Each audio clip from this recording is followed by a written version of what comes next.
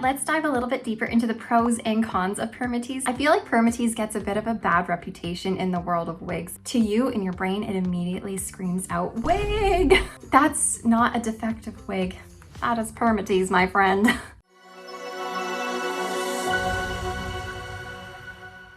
Hi everybody, welcome back to the Chiquel YouTube channel. My name is Amanda and today I'm going to talk about the pros and the cons of Permatease. But before I jump into what on earth Permatease is, I'm going to remind you to like this video and subscribe to my YouTube channel where you can learn even more about alternative hair. Okay, you guys, Permatease. Oh gosh, this is this big scary word that people who jump into the wig world, they often are like, what is Permatease? What is that word that I hear all of the time? And then if you are in the wig world, I feel like you can go either way. Some people love Permatease and they just need the Permatease in their wigs and in their life. And then there's the other people who are just like, get away Permatease, I don't want anything to do with you. So I just feel like there are people on both sides of the fence. And for me, I'm someone who like stands in the middle of the fence. Sometimes I love the Permatease and sometimes I don't love the Permatease. It really depends on the wig, but I'm getting ahead of myself here. What the heck is Permatease? Well, Permatease is basically the short-haired crimping effect that's done at the root of the wig to create some lift, some volume, and it does a whole bunch of other things too that I'll get into. But Permatease is basically the short way of saying permanent teasing. So if you think of having your own bio hair, and you know when you take, a fine tooth comb and start back combing your hair in order to create that lift and volume, that's kind of like Permatease, but Permatease is permanently embedded into your wig and it stays like that, so you don't have to keep back combing and creating that extra volume and lift in your hair. Now, like I already mentioned, some people love the Permatease and some people do not love the Permatease, or maybe you're someone like me who you could kind of go either way. I wanted to show you first of all just the effect that Permatease might have. Right now, I've decided to start with a wig on my head called Celine, and it's by Belle Tress. This is a wig that has no Permatease in it, so that means it doesn't have that short-haired crimping effect at the root, giving it that low profile look where it sits flatter against your head. It's not going to be too poofy, too voluminous. All of the body that you see in this wig comes from the density of the hair as opposed to any volume from the root. So this one has no Permatease. I'm going to put on a wig that has features of the wig that make it natural, like this monofilament top, a lace front. So it does look natural. However, it also has Permatease, and you're going to kind of see the difference here in what Permatease can do to a wig.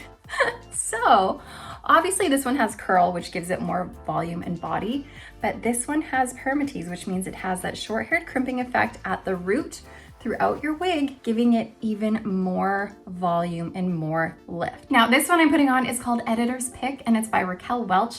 This is in the color RL17/23SS Shaded Ice Latte Macchiato. And this one has a lot of Permatease in it. And like I was saying, this has that monofilament top. This has the lace front that gives it the illusion of growth from your scalp. However, the Permatease can sometimes scare people off if you are someone who's not used to that big voluminous hair. Whereas other people, they thrive off the big hair. But let's dive a little bit deeper into the pros and cons of Permatease just to help you understand the whole concept of it a little bit more. So one great thing about Permatease is it helps a synthetic wig hold that shape and style that it sometimes needs. And often there are wigs that are created on the basis of having that volume. This one, for example, Editor's Pick, this one is created because it's meant to have volume. And if it didn't have this, it's just gonna be, flat against your head and it's not gonna have the same effect. Having that Permatease here helps keep this shape so that when you wash it, you don't need to re-tease it at the root. You don't need to get this volume back by yourself. It's already there and you don't need to do anything to it. Now let me take off this one and show you another wig that does have some Permatease. I'm gonna be putting on Avalon by Estetica. in the color Mandarin Rooted. So as you can see, this one does have volume in it. And the cool thing about Permatease is the more you work at it with your fingers, the more volume you can get. And it's especially lovely when it's, you know, that pillowy, soft Permatease, as opposed to like a dense Permatease that's hard to get your fingers in. But this one is a nice pillowy, soft Permatease, which allows you to work with it and give you more volume. All right, now you're only going to find Permatease whenever you have wefting in your cap. And when I say wefting, I mean a cap that is machine made and sewn on into rows like this. And often they're open wefts like this where you can stick your fingers in. You are often going to have Permatease on a cap like this. And the reason you will have Permatease on this isn't always to give volume, because sometimes they won't always put Permatease up in the crown here to give that volume, or up on the sides. Sometimes it's only put throughout your wefting in order to help conceal the wefts if, you know, the wind blows in a funny way or if your hair maneuvers differently. So that Permatease is there just embedded at your roots to help conceal those wefts so it's not as likely to show. So it is possible to have a wig that is pretty low profile and sits, you know, a little bit flatter to your head without all that volume, while still having some Permatease throughout the sides of your wefting here to help conceal all of your wefting. Now, something else to consider when thinking about Permatease is that Permatease is only done on wefted caps like these ones. And whenever you have an open wefted cap like this, they're gonna be a little bit more breathable, a little bit more ventilated, giving you more airflow, giving you the ability to wear this in a hotter climate and making it one that you might lean towards when it's the summertime. However, all of that being said, even though Permatease is on these open wefted caps like this, I would still prefer to find an open wefted cap for the summertime that doesn't have Permatease in it, because I find the Permatease creates more bulk and more layers to go through in order to get that ventilation going. So although you are going to have that breathable cap, the Permatease might get in the way a little bit of that ventilation. Now let's talk about the cons of Permatease. I feel like Permatease gets a bit of a bad reputation in the world of wigs because most people focus on the cons as opposed to focusing on the good things about Permatease. And one of the cons of Permatease is that it might just be a little bit too much and create too much volume for you, therefore making the wig just look and feel wiggy. You know, when you put on a wig, when you're used to having hair loss and suddenly you put this thing on that has so much volume, to you in your brain, it immediately screams out wig.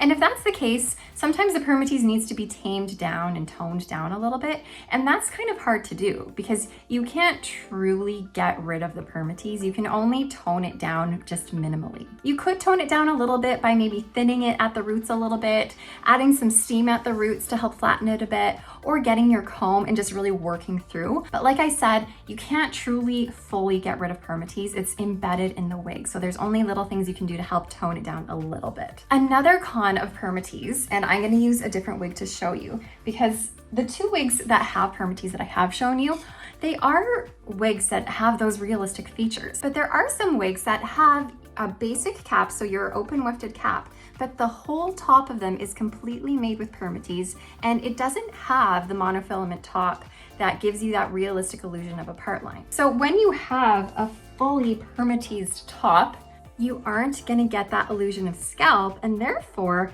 it might look a little bit noticeable that you don't have a part line. So if you can tell here, it just looks a little bit like matted hair in the part line, and you don't see through to scalp. And that makes people a little bit self-conscious when they wear their wig. So like I said, you can have wigs that have that natural hairline, but still have Permatease throughout the wefting. But you can also have the wigs that are just a basic cap with a Permatease top, and that's when you don't get it looking quite as natural. There's often people who buy wigs with Permatease tops who aren't really aware of what a Permatease top is, and then they get their wig, they put it on, and then they say, my wig is defective, there is something wrong with it, there is all this weird matting up at the part line, and it looks gross. But that's not a defective wig. That is Permatease, my friend. So if you are someone who needs that realistic illusion of scalp at your part line, you need that defined part line, and you don't want this matted fiber right in the middle there, then make sure you are not looking for a Permatease top wig. Make sure you're looking for one with that monofilament top that gives you the illusion of scalp. So if you are okay without having this illusion of part, and you are okay with extra volume like this, and you are okay with a basic cap, then find these wigs that have the basic caps with the Permatease tops, because these will give you all that volume that you need. And the great thing about these ones is that they're gonna be your most budget-friendly options because they are the most basic and they are completely 100% machine made with no hand-tied component on them. If you are someone who likes the volume and likes the idea of Permatease, but you really appreciate having that realistic part line on your scalp and having the ability to, take it off of your face with that lace front, then look for a wig that has a monofilament top or a monofilament part, but that is also wefted, because the wefting is what gives you the ability to have a wig with Permatease in it. That being said though, not every wig with that monofilament feature on top and with the open wefted cap means that there is going to be Permatease. So for example, the brand Belle Tress does a lot of open wefted caps with monofilament features on top, but they use very minimal to almost no Permatease. So if you still want that open wefted cap, but don't want that Permatease, then check out a brand like Belle Tress. And if you are somebody who is just like, absolutely not, I don't want any Permatease ever at all, for sure, then make sure you look at wigs that have hand-tied caps. So these are completely hand-tied. It means that somebody took their fingers and took these fibers and they used their hands to tie them onto this sort of mesh-like material. And when you have these hand-tied caps, there's not going to be any Permatease in them at all. So these are going to be the ones that will lay lower profile to your head and not give you that short-haired crimping effect at the root, to give you that extra added volume. And of course, because there's no wefting in these caps that are hand-tied, you don't need that Permatease at the root to disguise the wefting, because there is no wefting. So if I were to turn around and the wind blew, so you are going to get a little bit more of a natural appearance if, the wind blew and did end up parting your wig somewhere. And by the way, this is the wig called Dress Rehearsal by Raquel Welch in the color Shaded Biscuit. I have done a review on this, so you are welcome to go and check that out as well. Hopefully this video gave you a little bit more insight on Permatease and the pros and cons behind it all, but I would love to know your take on it. Are you someone who is like, yes, give me the Permatease, I thrive on the Permatease? Or are you someone who's just like, absolutely not. Get it away from me. So before you skedaddle, let me know in the comments how you feel about Permatease. But as always, thank you so much for watching this. I appreciate your support, and I will see you guys next time. Bye, everybody.